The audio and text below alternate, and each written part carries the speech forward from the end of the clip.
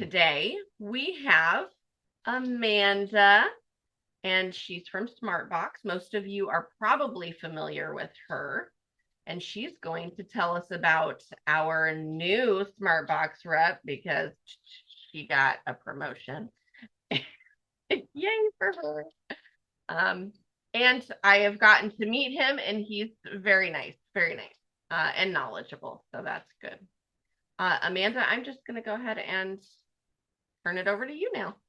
Awesome. Thank you so much. Yeah, I feel like I see a lot of familiar faces on the chat here, so good to see a bunch of you. I'll go ahead and share my slides to get us going. Let's see. Probably just do this for now and see how it goes. Okay. So just in case for people who I haven't had the pleasure of meeting yet before, I am Amanda. I'm an SLP.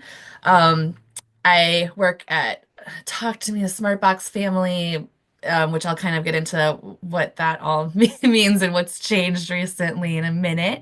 But before, so I've worked here for about 4 years as a product specialist in Oregon and Southwest Washington.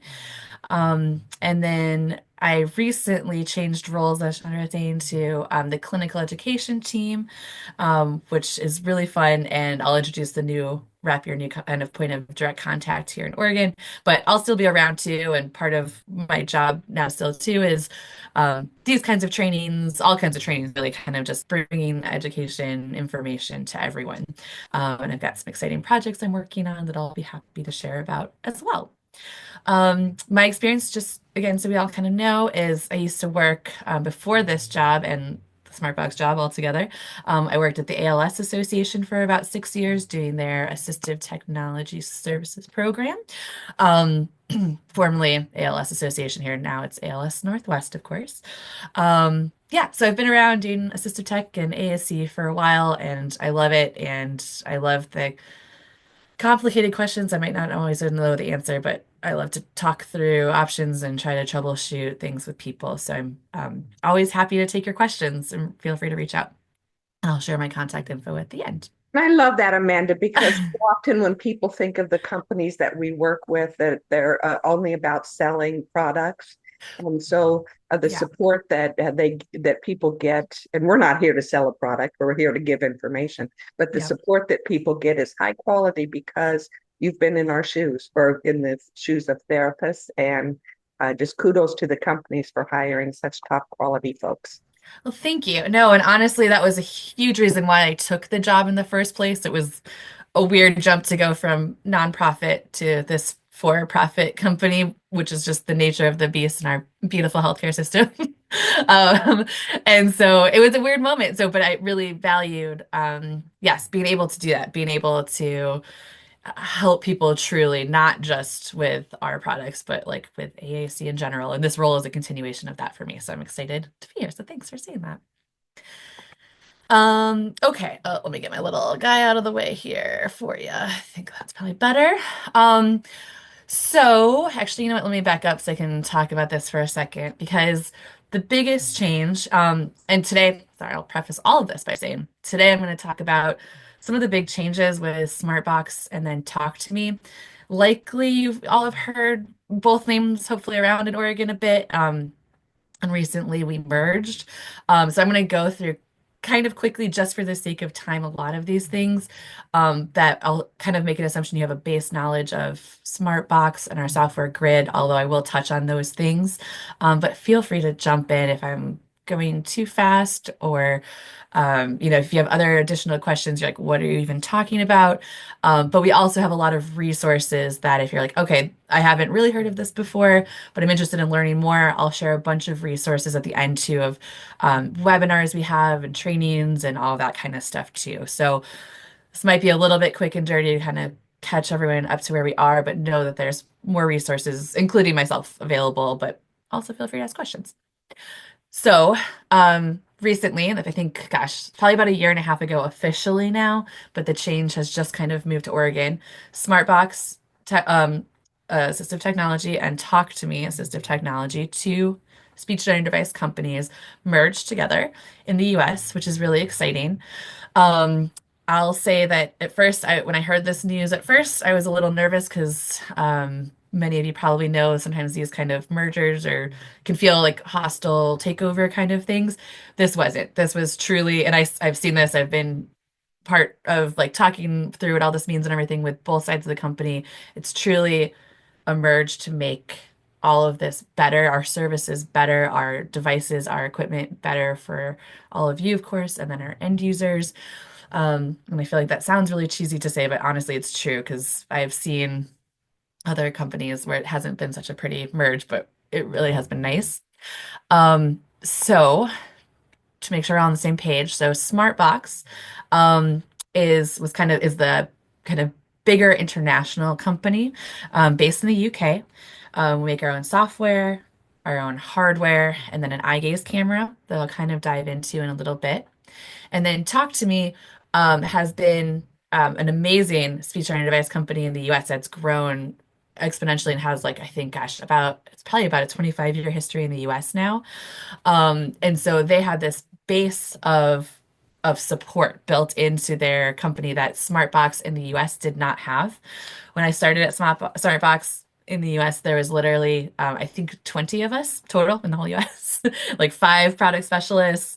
I think it was like probably about five people on the technical support team. And then, people like built a couple of people building hardware and office management stuff and things like that, like all those important jobs. But it's kind of crazy. And so then Talk to Me, when we merged, had about, I think, around 140 people for all of their support teams and everything. So they really had that kind of infrastructure built that we did not here. So even though Smartbox is kind of bigger and older in the international world, Talk to Me was bigger in the US, and so merging kind of just really made sense to bring um, all of our supports really up to par, like kind of make it just better for everyone. So all of our resources have grown better. So what does that really mean for you all? Because probably none of that makes that much of a difference day to day, but some of it does. So the most important things I think to know are that, like I was saying, these teams that Talk to Me kind of, and now Smartbox has built into it.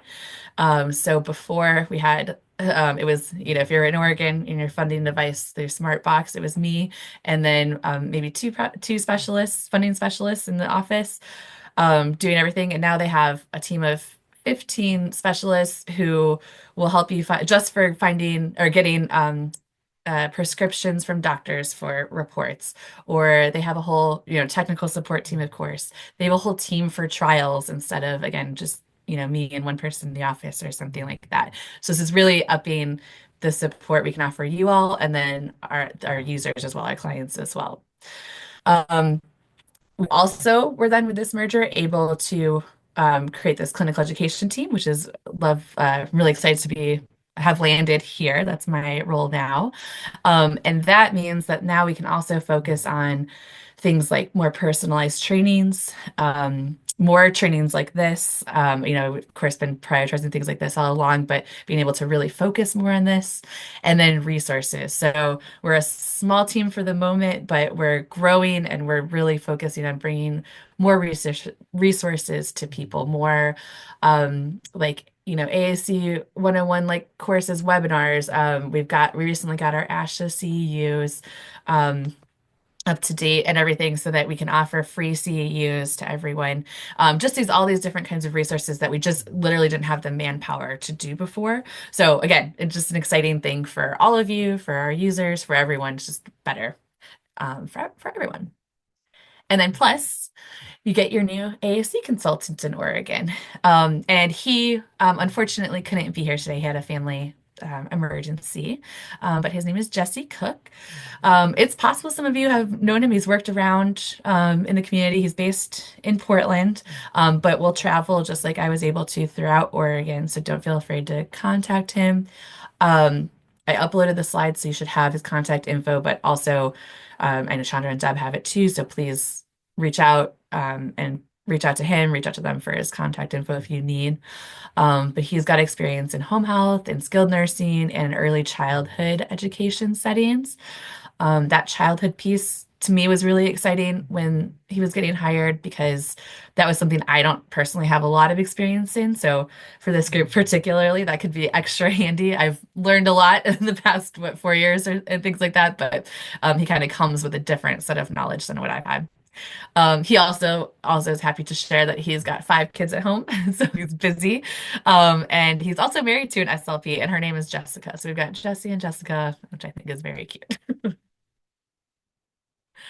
And I think I'm not sure when you'll be able to see. You may have met him in like the AT Ties conference. Perhaps he was at the Talk to Me Smartbox booth or official kind of He unveiling in definitely Oregon. But was, yes. yeah, oh, good, perfect, yeah.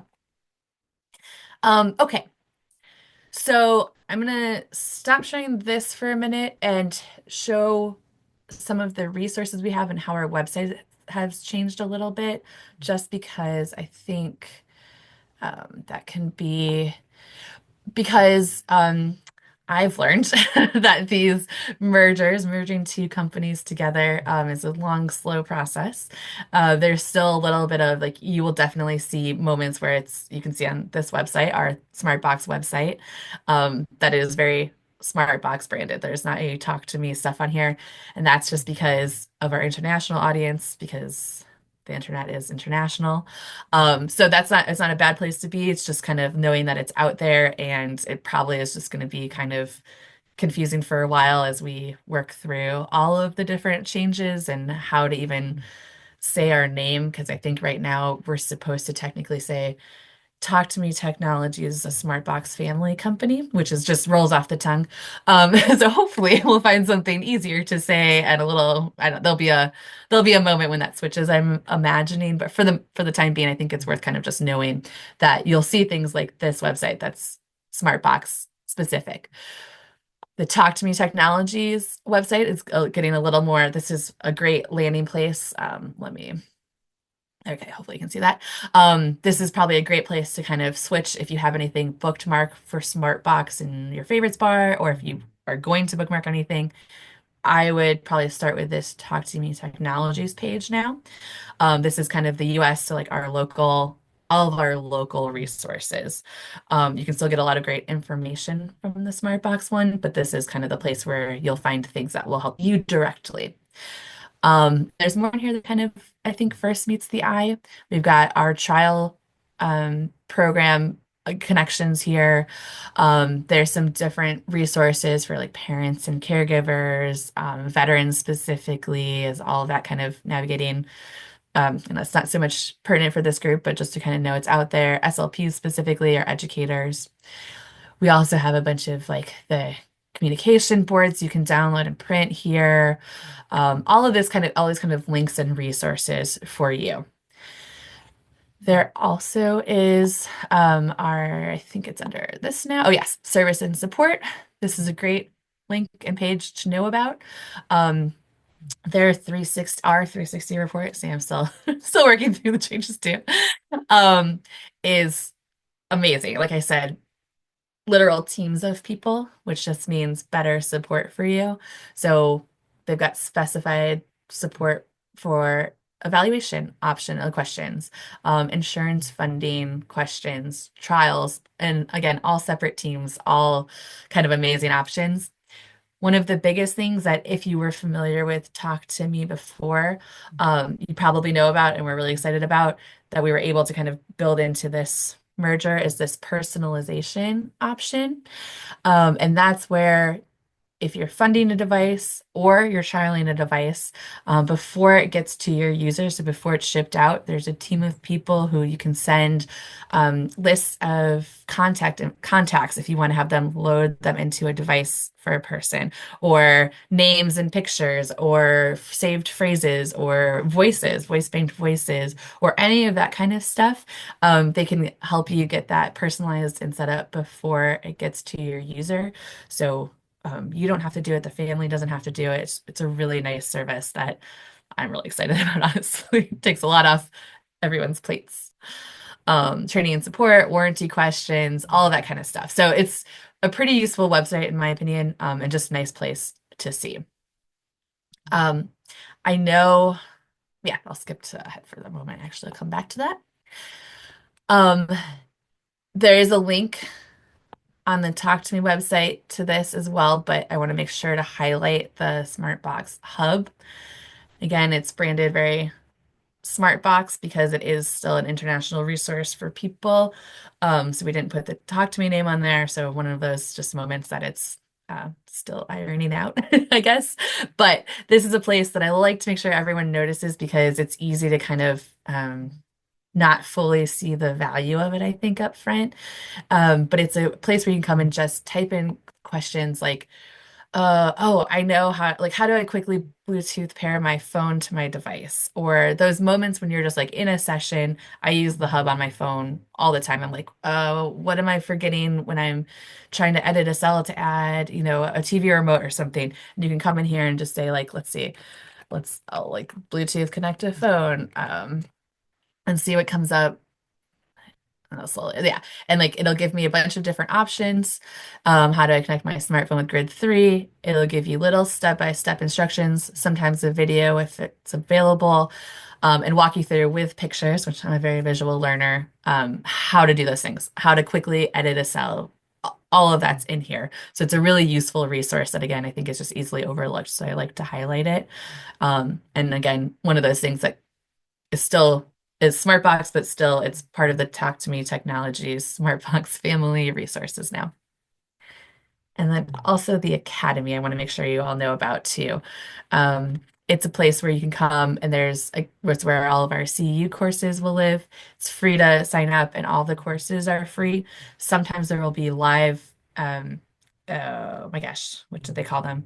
Longer sessions that are personalized that might have a cost, but in general, everything's free in here.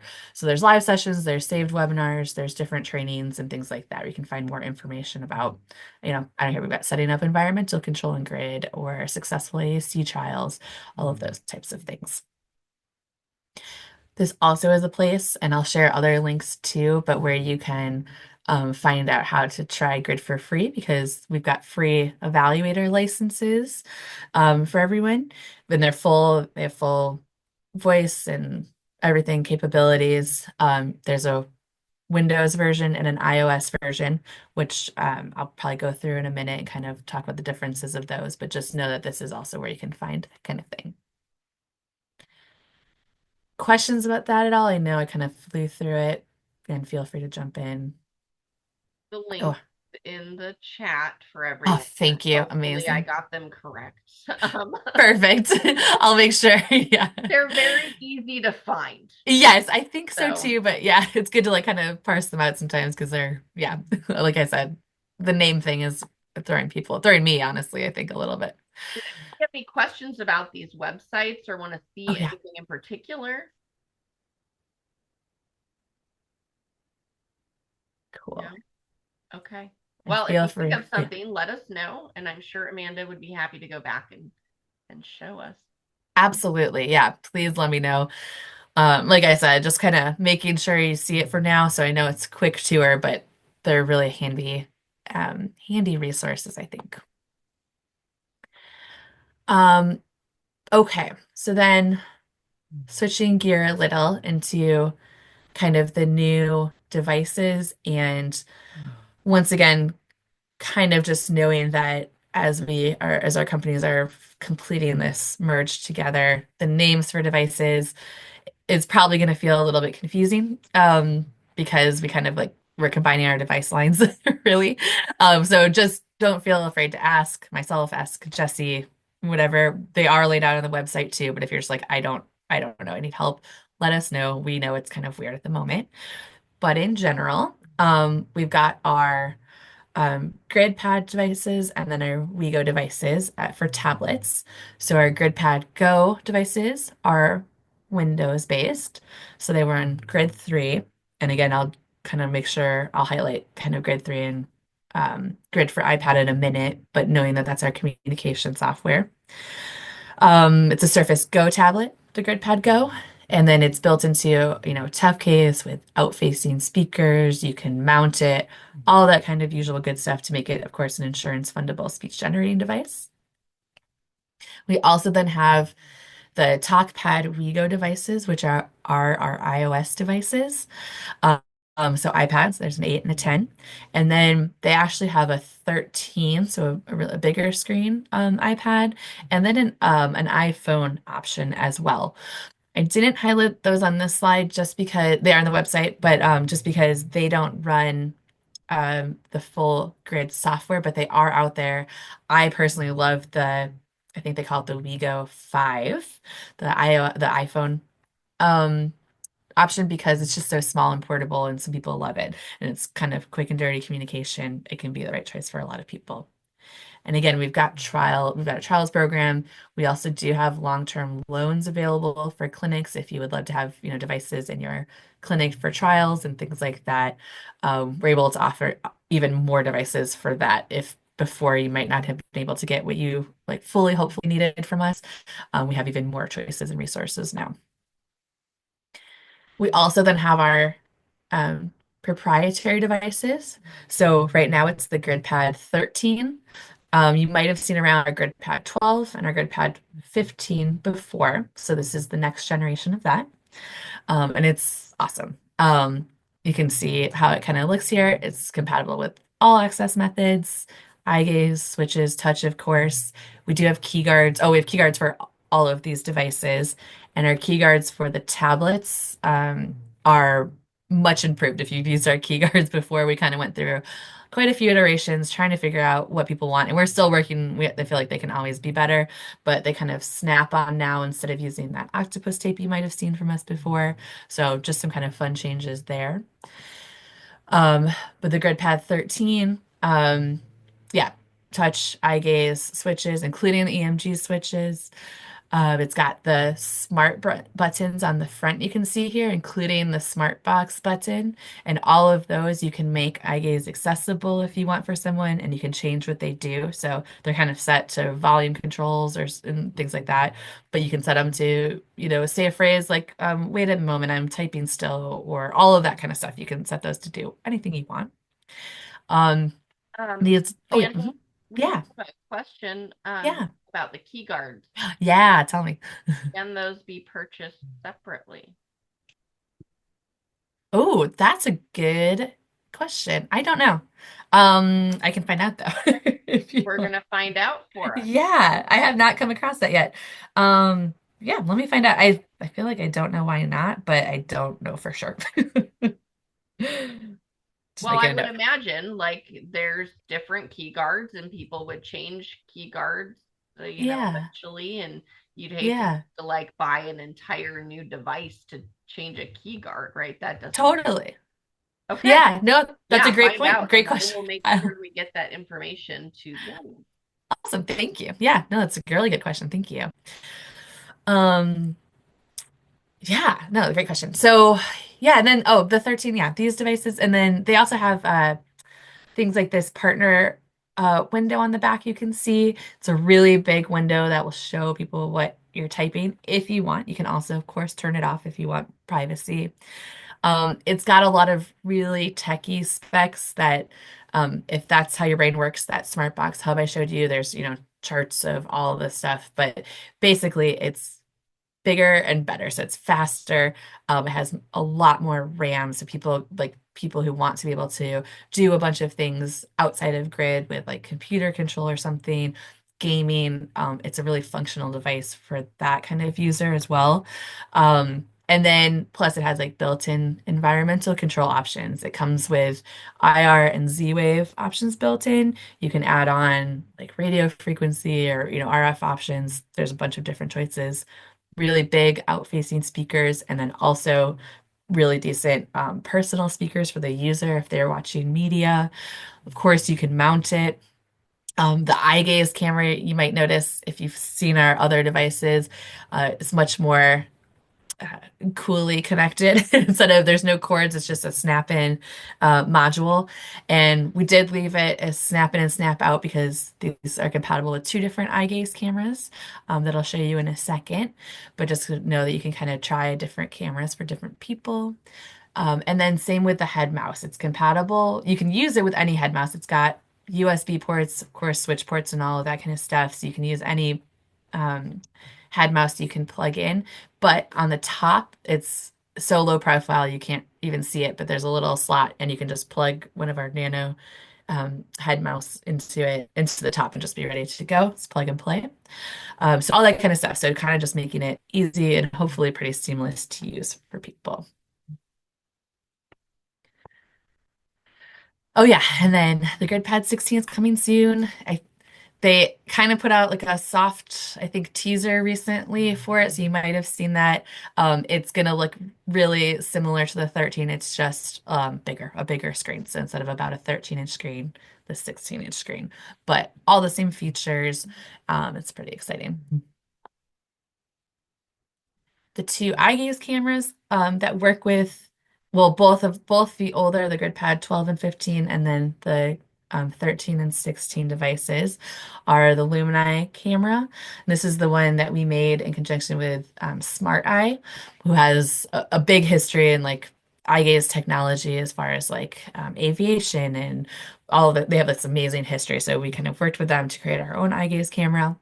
I'm guessing many of you have heard me talk about this before, so I won't belabor it too much, but the Lumini is awesome for people who have a lot of maybe movement. Some of our wiggly littler friends can be really successful with it because it has this really big track box, which means where the user's head can be in space in relation to the camera to use it. So it's got the biggest head box, so you can kind of be moving around and in a different space. It doesn't have to be as exact to use eye gaze efficiently as maybe you've experienced before.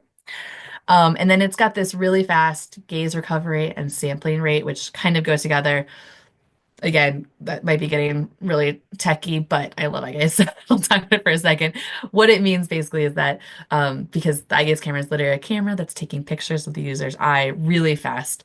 And so each, it's like it's every 16 milliseconds, this camera is taking a new picture.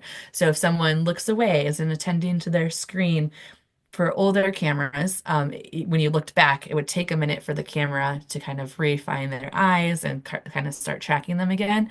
But with this high rate of gaze recovery, it means they can look back and it feels like it instantly starts checking their eyes again because 16 milliseconds is about one frame. So it's pretty instantaneous, which is exciting. So again, great for people who have a lot of movement, head movement, eye movement, might not be super attentive, which again, thinking of my younger friends can be really handy when you're trying to get someone access.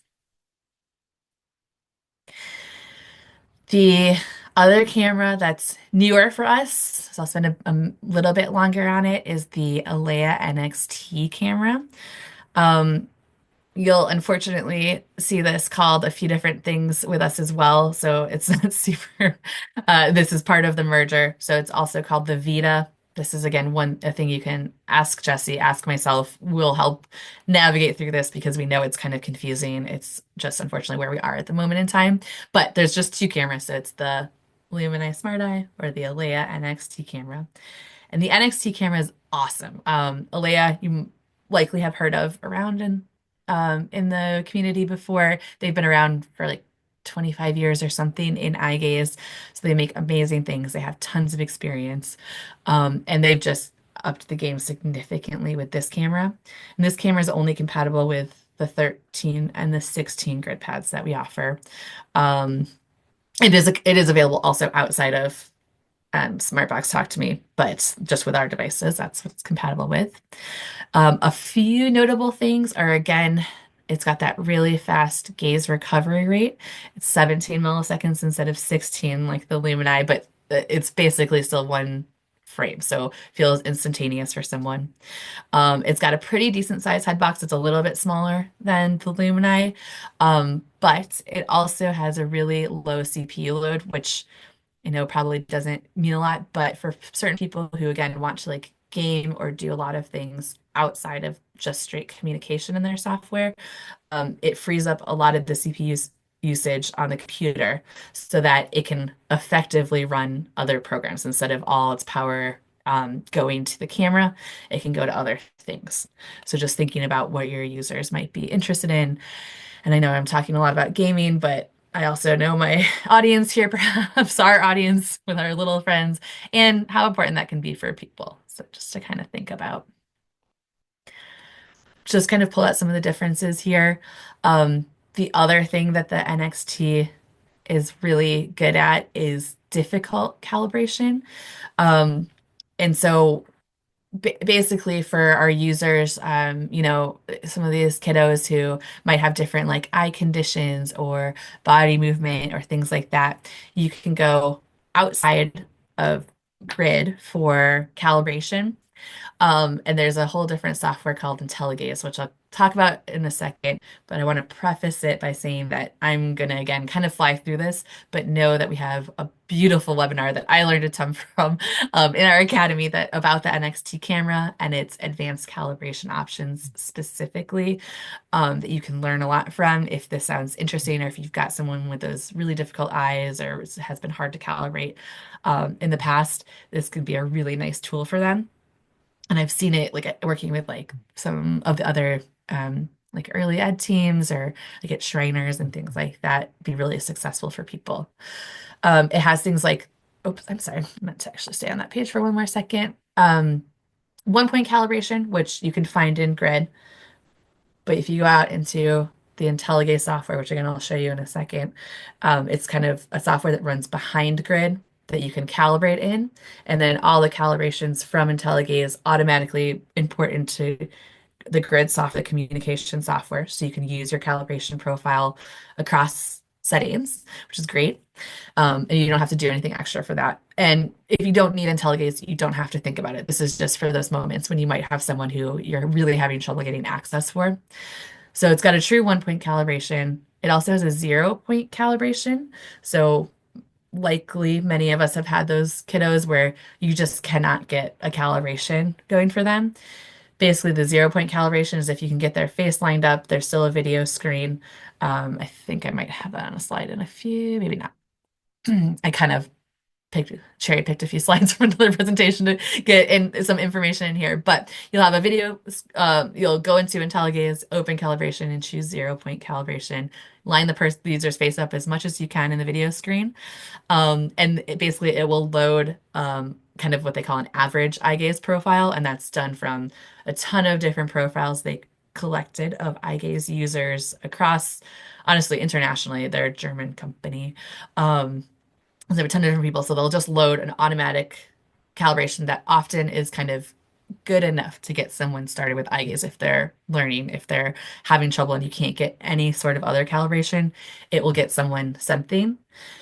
It also has a feature where it will automatically, if a calibration fails, if a user is trying to do a calibration independently and it fails, instead of leaving them with nothing, it will automatically load a 0 point calibration profile. So they're not stuck with nothing. Again, it will get them to like hopefully a good enough point.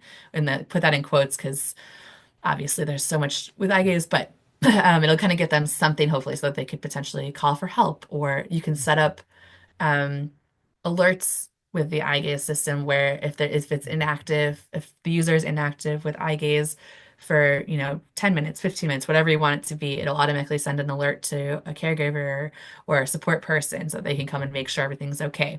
It's got all these amazing tools again that you can dive into a bit more, but it's worth kind of just kind of having in the back of your brain for when you come across those people that are really hard to get access for.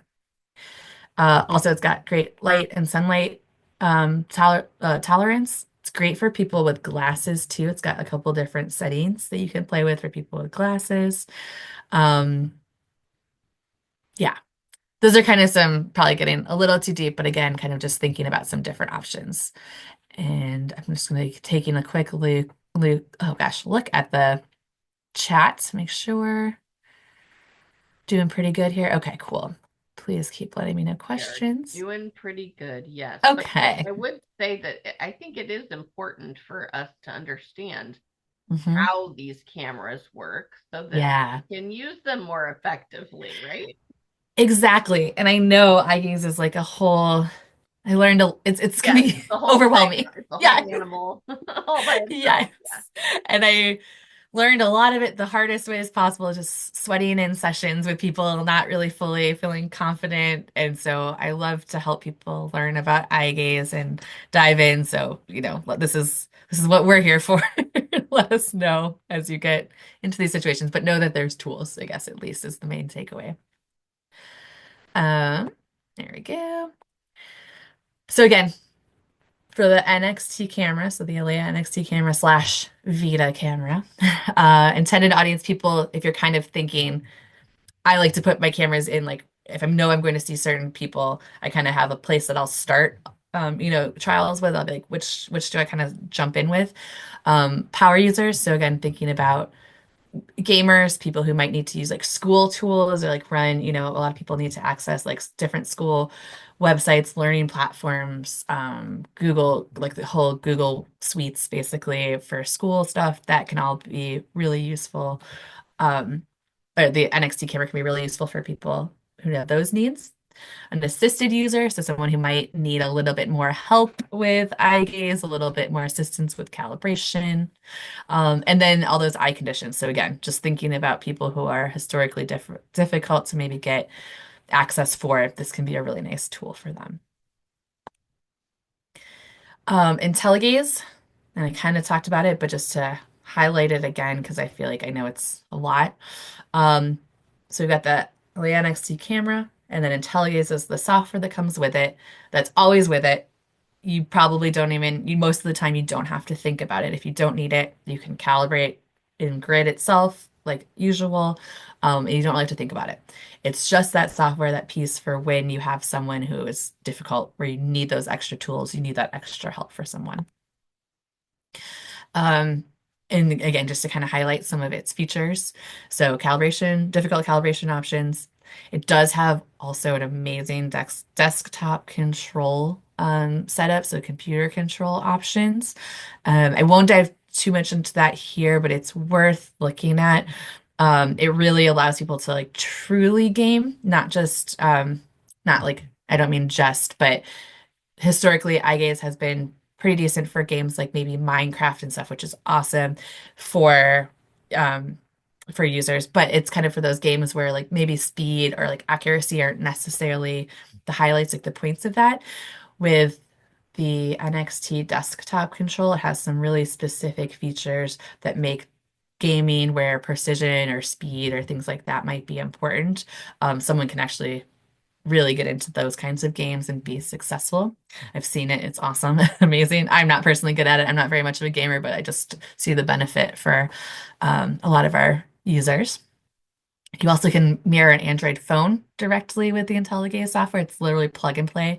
Plug a USB cable into your computer, attach it to your phone, hit a button, and your Android phone is mirrored onto your screen. So anything you can do on your phone, you can do on your computer with iGaze then. That assistive mode where you can kind of get some different calibration options and help with use.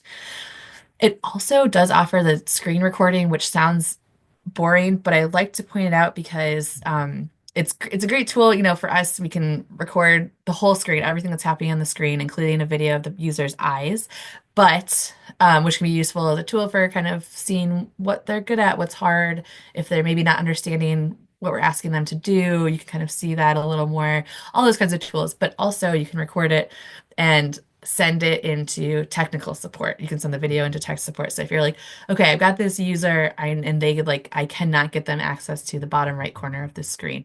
Can you take a look at our calibration results and the screen recording I did and help me troubleshoot it? And they're really awesome at that. Again, they're very German, so just take everything they say with a grain of salt. But they're really kind and they care a lot. It just come off a little harsh sometimes for my personal Midwestern personality. But they're great. Uh, and then the profiles. Let's see, I can't even stop talking about IntelliGaze, so sorry, I will soon, I promise. But the profiles are also worth knowing about. You can set up different profiles for the same user that the user can independently switch between. And that can be for things like if sometimes they wear glasses, like reading glasses in class or something, but they don't want them on the playground, they can switch automatically between their calibration profiles so they can continue to hopefully flawlessly use their eye gaze system. Or there's a bunch of different reasons where you might change a profile. If someone's more tired at the end of the day, they might need a different calibration than in the beginning of the day when they're feeling, fresh or kind of easy. So that's just kind of a nice tool as well. This is just a quick slide so you have a view of how the advanced user calibration can look. I think I've talked about most of this, but it gives you, that camera view, of course. You've got the smart calibration where it gives you a little bit more information than you do see in grid. Um, you've got the two different eyes separated out. That's the two white squares. And I think actually on my next slide, I've got kind of a better picture. Sorry, these pictures are, please forgive them. They're just taking me in the field being like, here you go, I should use this to show people. But you can kind of see how the calibration results look, where it's got the eyes separated out. You ideally want the two dots to be overlaid so they're circling each other. So you can kind of see, like in this first picture, that a lot of the dots are separated for the left eye. And so meaning that was not a great calibration. We don't have a lot of good information for them. There's also a star rating, which is 0 stars on this one, this first calibration, so it doesn't really look like anything. But if you look at the second picture, you can see that I've got 1 star for their calibration. So I've got some data that's usable, so I can kind of continue to work and make that better, hopefully, for someone. You can, of course, do things where you can calibrate one eye or the other, which you might take from one of these, but you also can set it so that it will track both eyes, so use information from both eyes, but only calibrate one.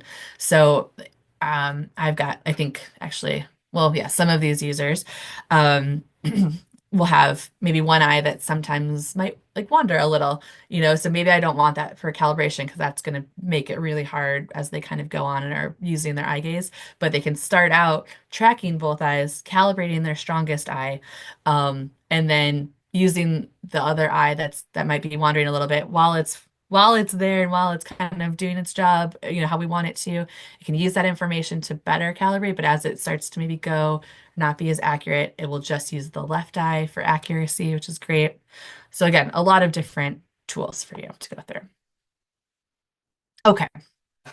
Pause there. I'll take a quick peek. Oops. So I meant to pause here and then just check for questions or anything.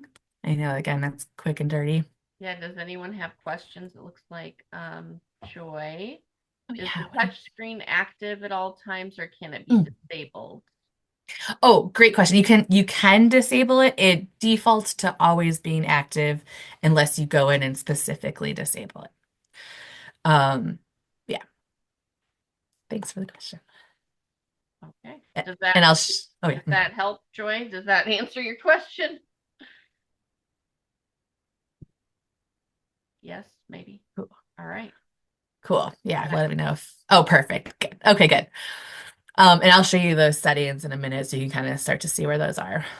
Okay, so that was a lot of hardware talk, but like I said, it's a lot of new stuff I know, so I wanted to make sure we saw it, kind of dug in a little bit. We of course have our beautiful software side as well, which is kind of our baby. It's where it all started. Um, in this merger, you guys have probably heard me say at this point, or a bunch of you probably have, that Talk to Me, part of the easy part of this whole merge between Talk to Me Technologies and Smartbox is that Talk to Me Technologies was always using our grid software.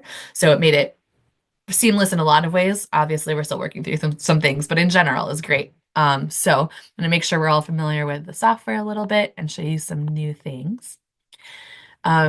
The quick overview. Oh, good. We have a good amount of time left.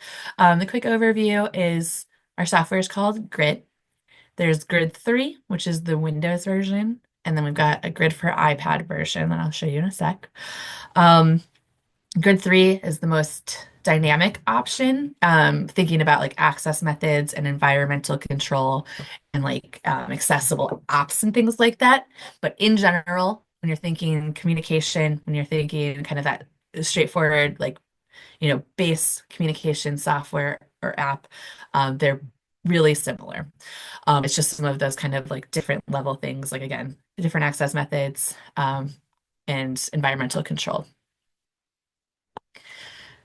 Grid for iPad is, of course, for iOS devices, iPad specifically. It's touch and switch accessible only, and those settings are all using the native iPad touch and switch settings. With Grid, I see a question, I think. Oh, perfect. Yes, we've got some in your loan library, which is beautiful. but you might answer it. No, that's perfect. Oh, yeah.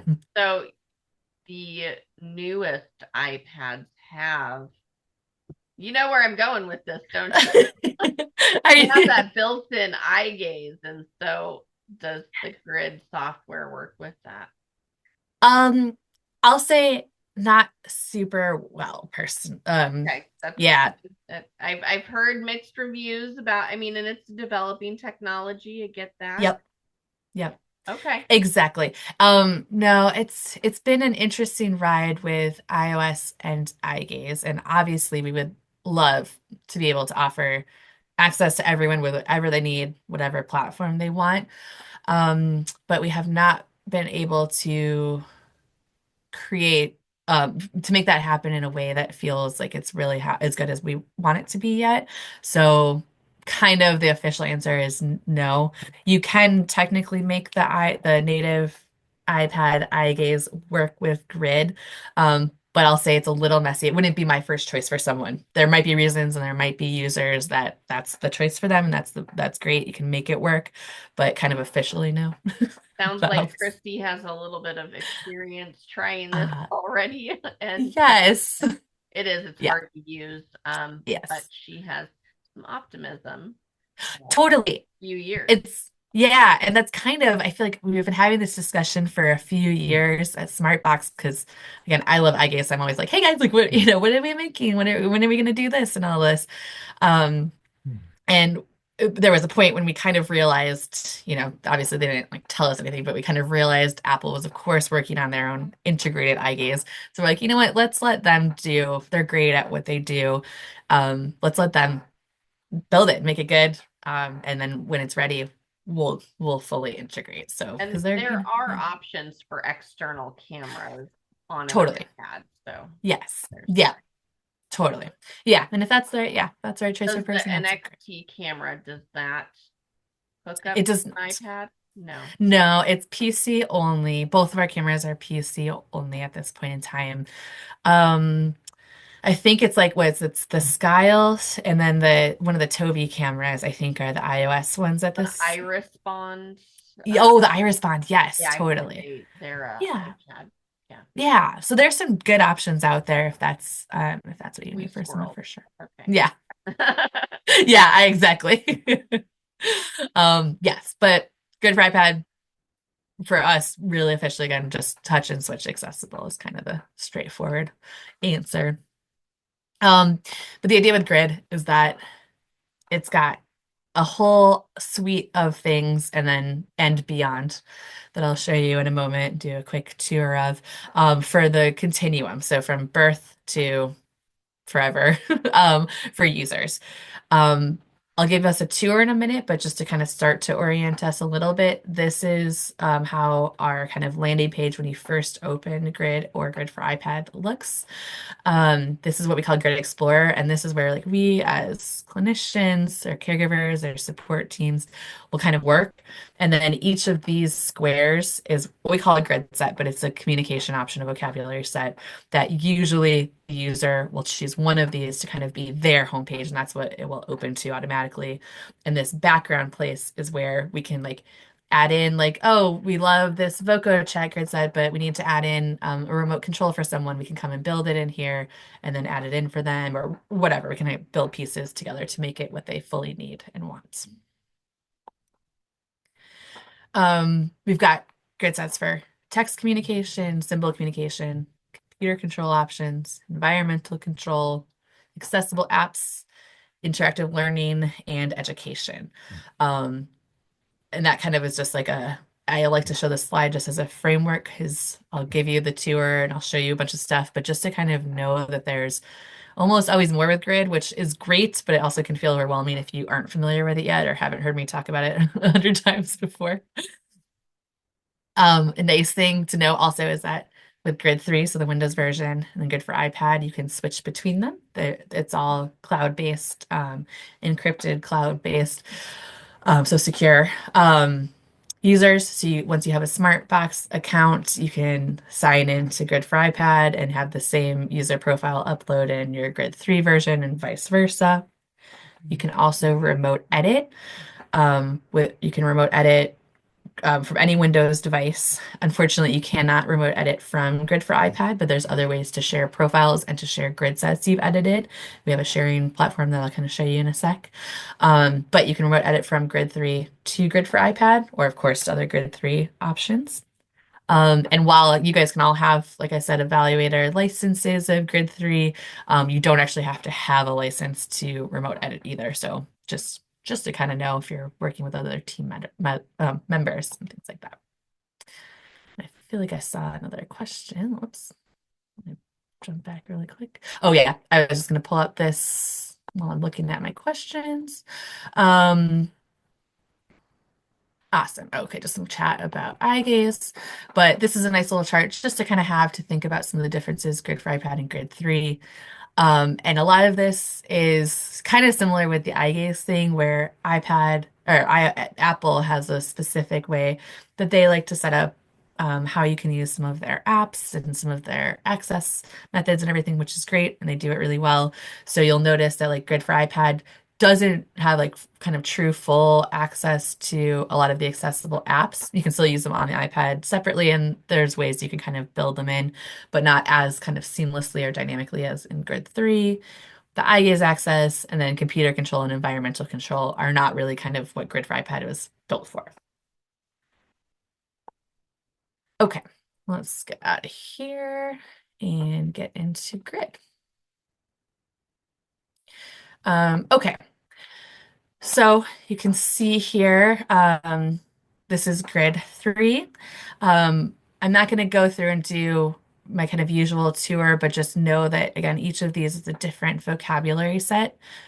Please jump in if you have questions about something specific. And there's, again, much longer trainings on each vocabulary set separately, or kind of an overview of all of them. We'll go more into depth, and we can kind of circle back to that if we want. But I want to make sure I show you guys some things that kind of are new or end up and coming a little bit. There's symbol grid sets in this kind of top row. And again, all of these are always included with grid. We've got the symbol talker grid sets are kind of, there are legacy grid sets, like we'll never take them away, but they're kind of category based, which just isn't always the best option for people. We've got kind of fast talker, text talker, alpha core for kind of our more QWERTY, more literate people, based people. You can build grid sets together. You can, if someone wants to use, a core language like super core at school, but then something more pragmatically based like Foco chat at home, so like quick and dirty communication, you could build a button for them to jump between the two without having to come out into Grid Explorer. And then you'll kind of see, I kind of filled this page with these next pages with some kind of random things, just to kind of give you a quick smattering in this quick training that we're doing, this quick talk that we're doing, of the kinds of things you can also add into Grid and again, build directly into someone's device. So we've got learning grids that are, if someone's learning an access method, we've got cause and effect grids for them. And those are just like fun little like Dilbert the dog, and that's if you're learning switch access or eye gaze or even touch access, whatever you kind of want, choices, challenges, grid sets. We also have other softwares you've probably heard of, Look to Learn or Look to Read. Those are our software, so you can use them on other devices, of course, but they're integrated and built into our devices. We've got our whole accessible app suite, and this is just kind of a starting point, but built-in accessible app options for alternative access. So making Spotify or YouTube more accessible for someone with eye gaze use or switch use or whatever. Some environmental control things. Again, all of this is just stuff that's in here. And then, oh yeah, I like pull out one of like our emergency card things that I've been kind of starting to, oops, that is not what I thought that was. Interesting. Sometimes that happens. I think I might have another one. Oh, maybe this is the other one. Yeah, things like this too. This is just an example of something I started building to have like an emergency card on someone's device that, again, you could integrate right into their communication grid set on a page or have somewhere for them. You can, of course, edit this to be personal to the user. Just a bunch of things like that. We also recently came out with our Grid for Schools program. And that's a whole suite of different tools for schools, which I didn't mean to rhyme that just now, but it works. Things like, self-regulation supports, starting your day, math worksheets, reading and storytelling, like literacy tools, all of this kind of stuff. It built into a suite, and everybody has access to these. They're free. I'll show you where to find them in 1 second, but before I kind of close this window, it's worth noting that they also are a little bit kind of plain looking up front. Like you can see, we didn't add a lot of like color or excitement to this, and that was very much on purpose. And it's meant to be kind of a base for someone to build from. So I've had like school teams have grid for schools and change it all to be like their school colors instead of kind of our blue and white, relatively boring vibe. So it's meant to be customized and kind of built up a little bit more to be what someone either individually or as a team might want or need. There also a grid for schools is a whole, like I said, you can have all the grid sets just included in grid, so you don't need any extra purchases or anything. But there is, if you want, a whole suite of things you can purchase. And they have these different kind of packages that you can build for your team, for a team, for your team, for a specific student even. That of course has all the Grid for Schools stuff in it, but it will also help with maybe personalization. There's like goal writing tools.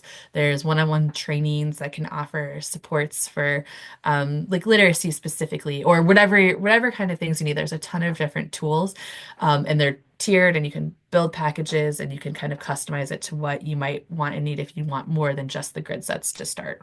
So just kind of know. And again, we have a whole beautiful team for that now, which is great, that can help you talk about options. The one I also really want to make sure I show though here is our Monarch Reader grid set. You're probably familiar. It used to be Tar Heel Reader, Monarch Reader now. We partnered with them to make this accessible grid set. Oh, it's going to be slow today. There we go.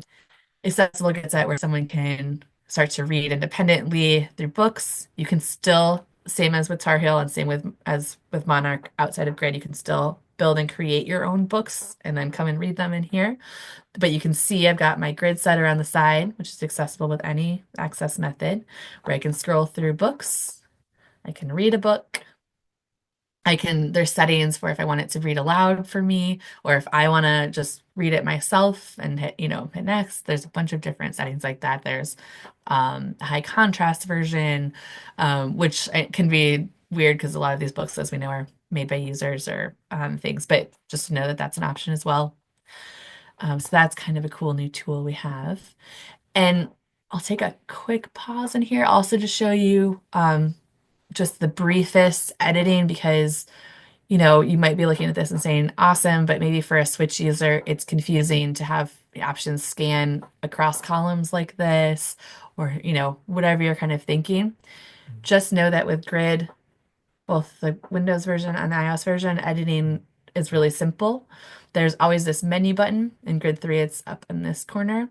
In the iOS version it's on the other side, but you just open the drop down menu, edit grid, and then I can say, okay, I want all of my buttons to be on one side. So I just grab the screen, drag it over. My button's all over here now. Maybe I just need this button to be a little bit bigger. I can come to the top and hit into style and make the home button red. So we know that kind of means, stop. I can change the label, but all that kind of stuff. Again, there's a lot you can do with editing, but just to give you a quick idea of how you can make it really functional for each user specifically. I won't save those changes because they're kind of crazy. Okay. Questions about that stuff at all really quickly?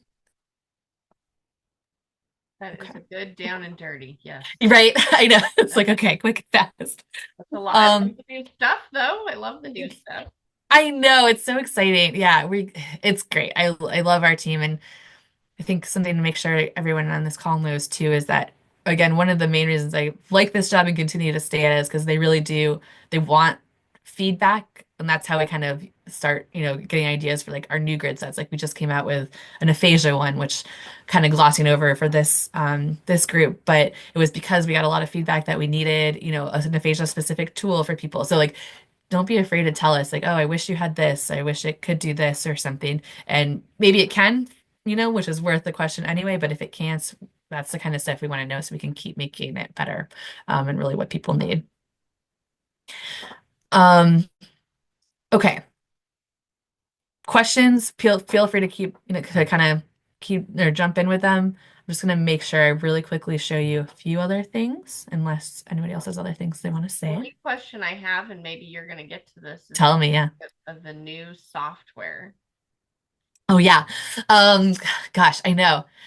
Some of the highlights, oh, it's okay. It's really exciting. Well, I got an email that was Yeah. asking for users Yeah. to use it. So That's true. Yes. Okay, that's a great start because there's a lot of features in it. So yes, we're releasing a whole new version of Grid, like the whole thing. Usually it's like updates to like one grid set or whatever at a time or fixing stuff. Like there's constantly updates, but this is a whole new it's upgrading to 64-bit from 32-bit, so it's going to be faster, better, more functional. It's going to start integrating, I think I'm allowed to say this, well, it's not out yet, but it's going to start integrating like a little bit of AI, which we're kind of going to slowly release. So again, we can make sure we do it well. So it's going to be a little piecemeal, but that's um, exciting. I know it's really exciting, like fix it tools, like with AI, like tools to help, some of our language learners there's really exciting things. But yes, one of the things they're looking for now is beta testers. So to kind of get in there, we've been doing a lot of work on it and kind of find the bugs, So if anybody knows someone who might be interested or yourself, if you just kind of want to start play with it, feel free to reach out. I think that email has a link for a form. If you didn't get it, reach out to me and I can make sure you get that link. I'll see if I Um, can find it and put it okay. in the chat. Oh, thank you. Perfect. Yes, but it's super exciting. There's going to be a bunch of new stuff it's great. Um, yeah, I think. Oh, a couple of things I just wanted to make sure you knew too is from Grid Explorer. The menu is a little bit different. And it can be a little bit. This is again where you can kind of get into some more functional, dynamic kind of uses for people. So again, menu bar is still up here, or it's just on the other side for Grid for iPad. But if I hop into the drop-down menu, um, I've got things like my arranging grid sets.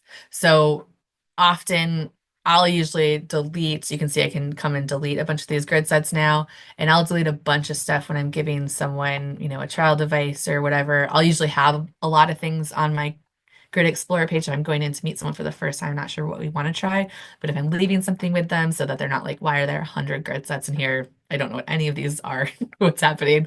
You can just clean it up, so that was the arrange grid sets. I'm going to finish arranging. I also can hit add grid sets from here. So if I'm like, oh, I didn't actually mean to delete that Voco chat grid set, I can hit add grid sets. And you can see it gives me those areas, the grid sets, the kind of main grid sets we offer are kind of set into these areas. So if I hop into symbol communication, you can see I've got, oh, here's the Voco chat grid sets. What I've got again.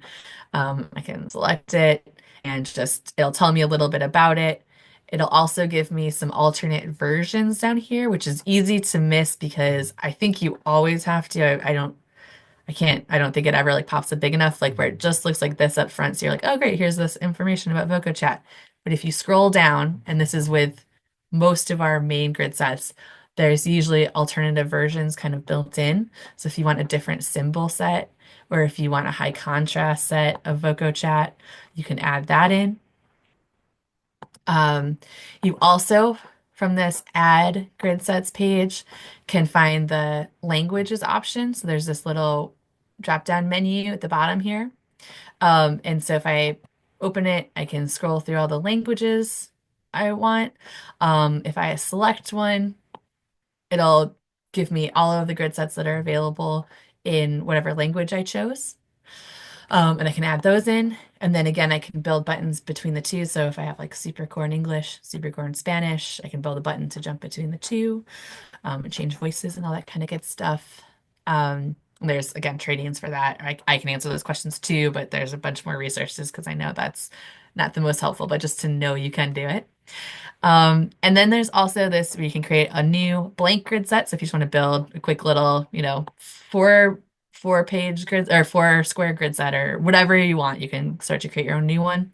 And then there's this world of online grids that is beautiful and a little bit chaotic because there's thousands of grid sets in here that we as Smartbox put in there, users put in there, clinicians put in there. It's kind of amazing. But if you hop in here, you can see some featured ones that they'll pull up. And you can kind of scroll through and see like, oh, okay, here's some things that people made. Chat for someone specific and span it looks like all these things. And this is where you can share grid sets here too. You can share them privately as well, but just a bunch of stuff. You also can just search. So if you're like, oh, I wonder what other things we might have for like a CVI or something in here, I can search for that. Or like Peppa Pig. I know there's CVI ones in here. This is just gonna challenge me at this last moment. We'll see if it'll bring up any Peppa things. All right, well, there's a lot more Peppa Pig stuff in here too. It's of course being just special for me right now, probably because I'm sharing. But it'll bring up all the grid sets that someone else might have made for whatever you're searching for. It can be worth kind of playing around with your search terms. You can check in here, select one. It'll tell you about it, like who made it. Like the Dutch Irish bond people made this one. Kind of what is it? It'll tell you a little about it. Oh, it's because I have Spanish selected. That's why. I was like, why are none of these coming up? But you get the idea. So you can add all those in. So you might not have to build something from scratch if you have a specific activity you're doing. Yeah, just kind of a lot of different choices for people. I was gonna say I've seen you pull up both of those things before. I know. I was like, well, there are. I think it's because I have Spanish selected. Let's see if I hop back in here and try that one more time because it's really amazing. Slowly think about it.